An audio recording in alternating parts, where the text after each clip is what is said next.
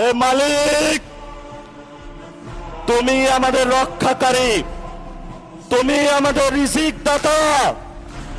যারা এই বাংলাদেশে জনগণ 17 বছর অপেক্ষা করেছিল, আমাদের অধিকার ছিনিয়ে নিয়েছে, হত্যাকারীর মাধ্যমে ভাইদেরকে হত্যা করেছে।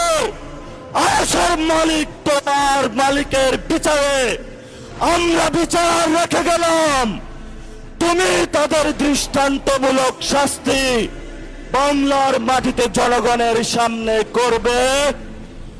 আমরা আজকে তোমার মসজিদের সামনে বিচার রেখে গেলাম।